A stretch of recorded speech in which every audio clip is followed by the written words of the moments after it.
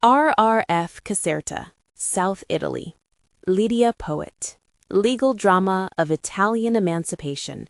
The law according to Lidia poet.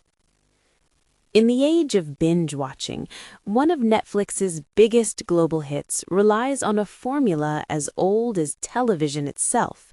La Legge di Lidia poet is a study in contradictions, a historical drama that feels defiantly modern, a forgotten feminist icon reimagined as a pop star, and a stylish piece of fiction that is most shocking when it sticks to the truth. The series introduces a global audience to Lidia poet, Italy's first female lawyer who was disbarred in the 19th century simply for being a woman. But beneath the surface of this lush period piece lies a more complex story about how we consume history today. The show is a fascinating cultural product that deliberately blends historical fact with modern fiction, classic television formulas with contemporary streaming sensibilities, and real-world struggle with stylized, enjoyable light entertainment. Here are the truths we found behind the creation, narrative structure, and impact of The Law According to Lidia Poet, revealing a series that is much more than what it first appears. It's more pop icon than painstaking biography. First, let's be clear. The series is freely inspired by Lidia Poet's life, not a strict biopic. Creators Guido Ucolano and David Orsini made a calculated choice to transform a forgotten historical figure into a versatile pop icon for a 21st century audience. This process of finzionalizzazione, or fictionalization, is the engine of the show's appeal. The Lidia poet of the series is a thoroughly modern heroine dropped into 19th century Turin. She subverts the rigid social rules of her time. She smokes, drinks cognac, rides a bicycle, and has lovers. But this forced modernization goes beyond her social habits and into her intellect. She isn't just anachronistically liberated, she's a forward-thinking forensic mind in a world of tradition, proposing the uso innovativo delle impronte digitali, or innovative use of fingerprints, like a proto-CSI investigator. This choice sacrifices some historical accuracy, but it crafts a universally accessible story of empowerment that resonates across international markets. The show's binge-worthy formula is deceptively old-fashioned. While engineered for the modern binge-watching model, the narrative structure of La Legge di Lidia Poet is a perfect synthesis of classic and contemporary television. At its core, the show employs a traditional vertical plot, with each episode featuring a self-contained case of the week.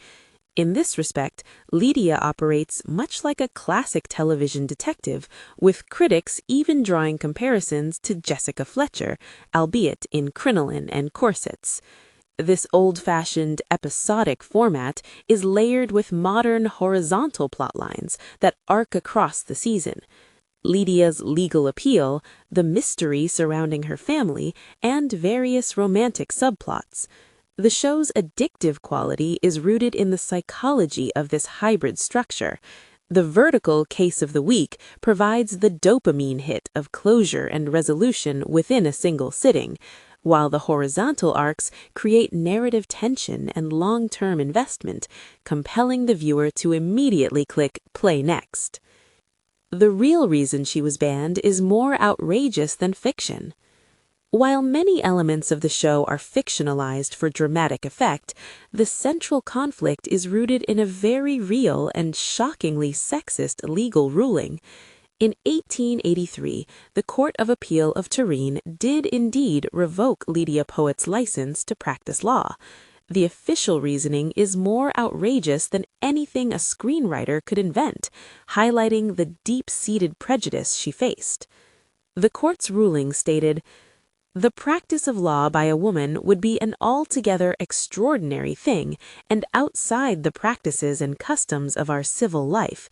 It would be unseemly and ugly to see women descend into the forensic gymnasium to become heated in discussions that fastly go too far, and in which, in spite of themselves, the lawyer's robe or cap might be superimposed on strange and bizarre clothing that fashion not infrequently imposes on women, and on no less bizarre hairstyles.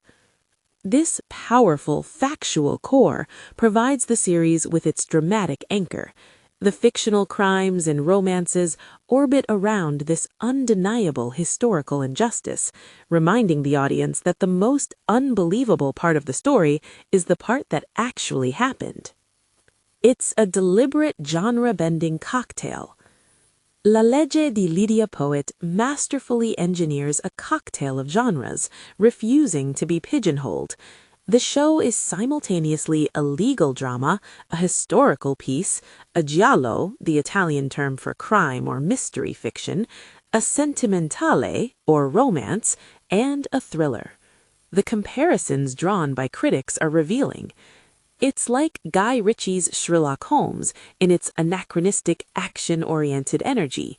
It's like Netflix's own Enola Holmes in its focus on a young woman using her intellect to navigate and subvert a patriarchal system.